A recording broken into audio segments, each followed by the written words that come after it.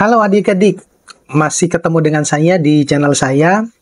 Nah, kali ini saya mau membahas ada beberapa pertanyaan yang menyatakan bahwa kenapa sih masih banyak orang-orang yang tidak ingin melanjutkan studi ke tingkat doktoral. Ya, jadi kalau yang sebelumnya saya sudah pernah membahas ke tingkat master, sekarang yang ke tingkat doktoral. Jadi, ya ada beberapa sebenarnya faktor yang menentukan kenapa kebanyakan orang itu tidak mau melanjutkan studi ke tingkat yang doktoral. Nah, tentunya alasan-alasan mereka ya tetap kita terima karena ini berkaitan dengan hak mereka untuk melanjutkan studi atau tidak, ya. Jadi apa saja sebenarnya faktor-faktor yang membuat seseorang atau individu itu berpikir ulang atau bahkan tidak mau memutuskan untuk melanjutkan studi ke tingkat yang lebih tinggi ya atau ke doktoral. Yang pertama itu adalah tuntutan waktu dan komitmen. Nah, jadi di dalam program doktor itu seringkali kita membutuhkan waktu yang lama ya, bisa mencapai 3 hingga sampai 7 tahun ya, tergantung dari pribadinya masing-masing. Atau bahkan lebih ya, tergantung dari bidang studi dan kompleksitas dari penelitian yang akan dilakukan. Nah, tidak semua orang ini siap atau mampu mengalokasikan waktu selama itu untuk mengejar gelar doktornya, apalagi jika kita merasa sudah memiliki tanggung jawab lain seperti pekerjaan ataupun keluarga.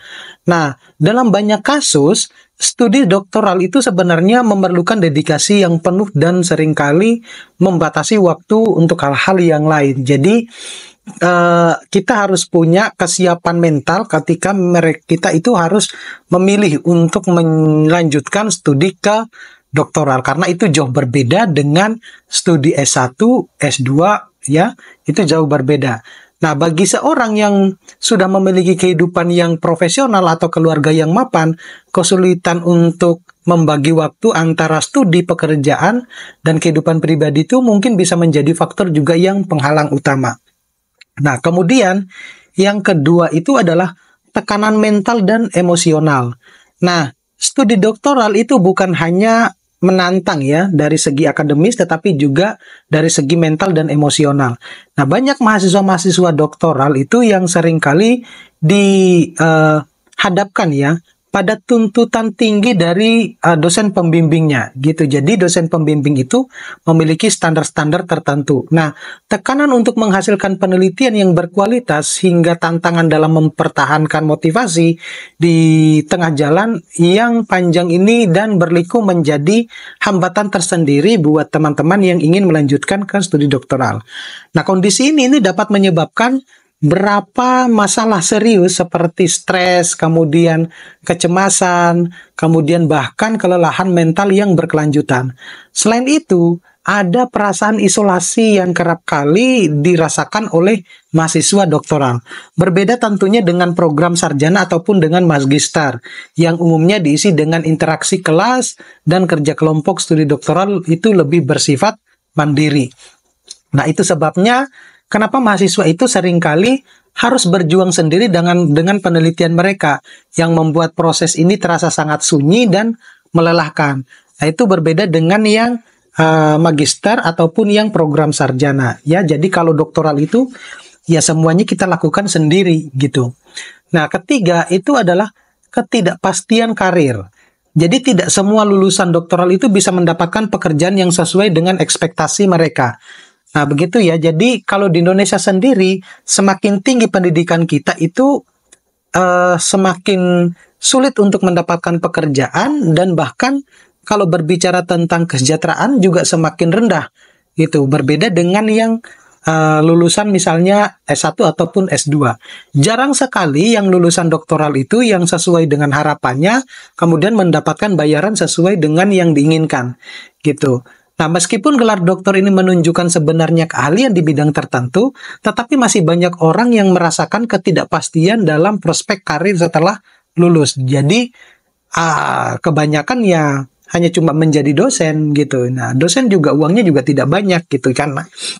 Nah, Itu yang menjadi kenapa pendidikan di Indonesia itu tidak begitu dihargai layaknya mereka-mereka yang ada di luar negeri. Nah, posisi akademis yang terbatas, kemudian persaingan yang ketat di dunia industri, serta ketidakcocokan antara gelar doktor dan peluang kerja di luar akademis, membuat sebagian orang itu ragu apakah investasi waktu dan tenaga yang besar itu sepadan dengan hasil yang akan didapatkan. Nah, di banyak negara, termasuk Indonesia, peluang karir di dunia akademis itu sangat terbatas. Sementara di sektor industri, gelar doktor itu tidak selalu menjadi persyaratan untuk posisi-posisi yang strategis. Kemudian yang berikutnya itu adalah, biaya studi yang mahal. Nah, kita juga mengetahui bahwa biaya yang dibutuhkan untuk menempuh program doktoral itu juga menjadi pertimbangan besar bagi banyak orang. Oleh karena itu, banyak sebenarnya orang yang ingin melanjutkan studi, ya tetapi seringkali mereka terhambat atau terhalang dengan biaya-biaya yang dibutuhkan untuk program doktoral. Meski beberapa program doktoral ini menawarkan beasiswa ataupun biaya penuh, tidak semua orang itu beruntung untuk mendapatkannya. Jadi ada yang harus mengeluarkan biaya besar untuk biaya kuliah, penelitian, hingga biaya hidup selama menempuh program tersebut. Nah, bagi mereka yang sudah memiliki tanggungan atau tanggung jawab finansial lainnya, ini bisa menjadi hambatan besar gitu. Kemudian yang kelima itu adalah kurangnya motivasi. Nah, beberapa orang itu merasa bahwa gelar doktor itu tidak sesuai dengan tujuan hidup dan karir mereka. Nah, jika seorang itu tidak memiliki motivasi yang kuat atau minat yang mendalam di bidang akademik ataupun penelitian, maka sulit sebenarnya bagi mereka untuk menemukan alasan untuk melanjutkan studi hingga ke tingkat doktoral. Ya, apalagi tidak sesuai dengan passionnya ya. Bahwa ya udahlah, saya sudah cukup merasa puas dengan sarjana saya ataupun dengan magister saya. Saya tidak perlu lagi melanjutkan studi hingga ke tingkat doktoral. Nah, tanpa sebenarnya motivasi intrinsik yang kuat, tantangan yang muncul selama proses doktoral itu bisa terasa sangat berat dan tidak sepadan dengan pengorbanan yang akan dilakukan. Ya, karena itu mereka selalu merasa bahwa seberapa penting sih sebenarnya kalau kita mengikuti program doktoral. Nah, mengapa lalu muncul pertanyaan bahwa mengapa lalu program doktoral itu penting? Nah, jadi selain ada hal-hal yang membuat orang itu enggan untuk melakukan atau melanjutkan studi kedoktoral, tetapi sebenarnya program doktoral ini juga penting. Di sisi yang lain, meskipun menempuh studi doktoral itu bukan pilihan yang mudah, ada banyak alasan mengapa mendapatkan gelar doktor itu sangat penting, baik secara personal maupun profesional. Nah, berikut ini adalah beberapa alasan yang mendukung pentingnya studi doktoral, terutama di bidang yang berkaitan ya, sesuai dengan bidang keilmuan kita. Yang pertama itu menghasilkan kontribusi ilmiah, ya. Jadi, studi doktoral itu memungkinkan seseorang itu untuk berkontribusi langsung terhadap perkembangan keilmuan atau pengetahuan, karena kita mau nggak mau harus belajar mandiri, kemudian meneliti secara mandiri. Ya, kalau kita mengalami kebuntuan, salah satunya curhatan kita hanya cuma ke dosen pembimbing.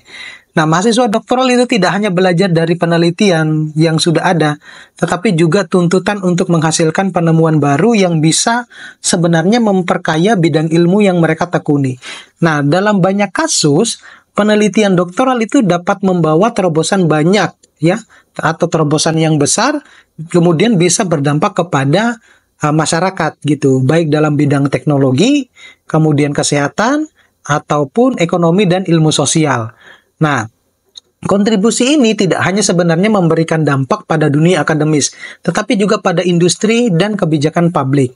Nah, mereka yang berhasil sebenarnya menyelesaikan penelitian doktoral itu memiliki kemampuan untuk memecahkan masalah-masalah kompleks yang dihadapi dunia saat ini. Kemudian alasan yang kedua itu adalah keahlian dalam kompetensi tingkat tinggi. Nah, studi doktoral itu menawarkan kesempatan untuk mendalami satu bidang ilmu secara intensif, seperti yang mendalami bidang ilmu teknologi ya. Proses ini melibatkan pengembangan kemampuan berpikir kritis, kemudian analitis, serta keterampilan riset yang sangat mendalam. Bagi seorang doktor, memiliki keahlian di tingkat tertinggi itu dalam bidangnya itu bisa menjadi salah satu tombak ukur ya, atau keterampilan seseorang yang paling kompeten di dalam bidang tersebut. Terutama kalau kita berbicara di dalam dunia kerja, keahlian itu sangat berharga, skill itu sangat berharga, terutama di sektor-sektor yang membutuhkan inovasi dan juga pengembangan teknologi baru. Nah, mereka yang memiliki gelar doktor itu seringkali dianggap sebagai pemimpin pemikir atau truth leader ya, truth leader dengan bidang mereka dan diberi tanggung jawab untuk memimpin proyek-proyek tertentu ya, atau proyek-proyek penting.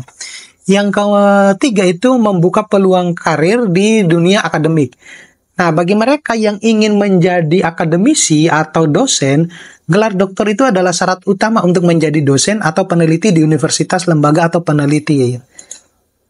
Nah, selain itu, gelar doktor itu sering juga menjadi syarat untuk mendapatkan dana penelitian atau hibah baik di lingkungan akademis maupun di industri.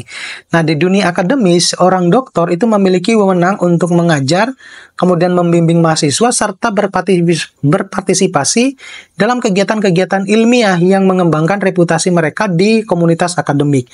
Nah, tentu ini adalah kesempatan untuk mengembangkan atau membagikan ilmu yang telah dipelajari dan berkontribusi pada pendidikan generasi berikutnya.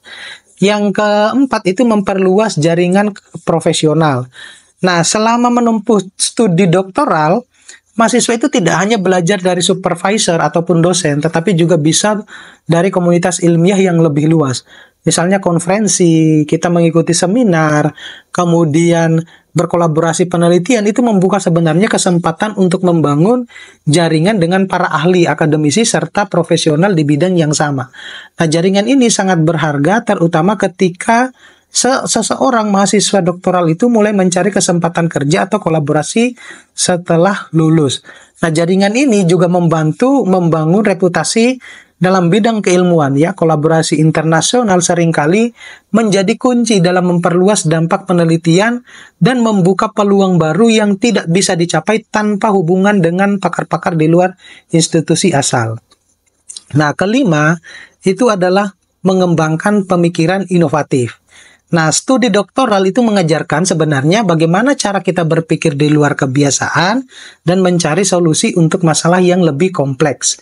Nah, dalam prosesnya, mahasiswa doktoral itu diajak untuk berpikir secara inovatif, kemudian mengidentifikasi masalah-masalah baru, dan merancang pendekatan-pendekatan baru untuk menyelesaikannya. Nah, keahlian ini sangat penting bagi dalam berbagai sektor, terutama dalam industri yang berfokus pada inovasi teknologi dan pengembangan kebijakan publik. Jadi, adik-adik tentunya masih harus berpikir apakah penting kita melanjutkan studi kedoktoral ataupun tidak. Tetapi banyak sebenarnya manfaat yang bisa kita dapatkan ketika kita itu sudah memiliki gelar doktor. Terima kasih, mudah-mudahan ini bisa bermanfaat buat adik-adik. Kita ketemu pada video-video berikutnya. Saya akhiri, assalamualaikum warahmatullahi wabarakatuh.